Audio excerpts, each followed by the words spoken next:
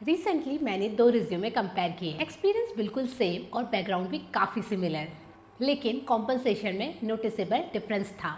एक around 18 LPA और दूसरा 30 प्लस LPA। और इंटरेस्टिंग बात यह है, डिफरेंस कोडिंग का नहीं, डिफरेंस अप्रोच का था।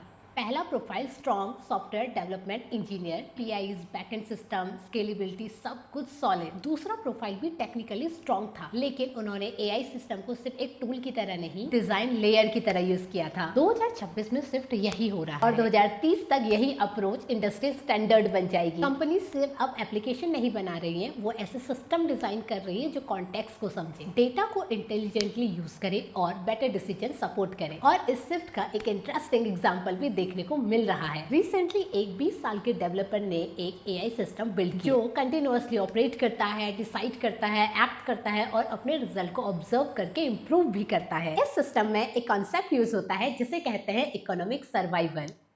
मतलब अगर सिस्टम वैल्यू क्रिएट नहीं कर पाता तो वो रन नहीं करता, और अगर सिस्टम सक्सेसफुल हो तो वो अपने ऑपरेशनल स्केल भी कर सकता है। और ऐसे ओपन सोर्स एग्जाम्पल भी अवेलेबल हैं। Traditional approach, user action, API call, responses.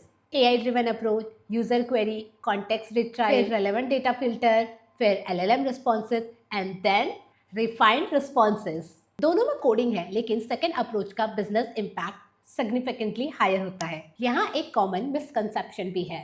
कई लोग सोचते हैं कि सिर्फ प्रॉम्प्ट इंजीनियरिंग काफ़ी है। रियलिटी ये है, प्रॉम्प्टिंग एक स्टार्टिंग पॉइंट है, लेकिन real value deeper system understanding में होती है। हाई वैल्यू इंजीनियर्स फोकस कर रहे हैं कॉन्टेक्स्ट कैसे मैनेज करें, कौन सा डेटा एक्चुअली रेलेवेंट है, सिस्टम कॉस्ट कैसे ऑप्टिमाइज हो। इन फैक्टर्स पर कंट्रोल ही एंटरप्राइज लेवल इम्पैक्ट क्रिएट करता है।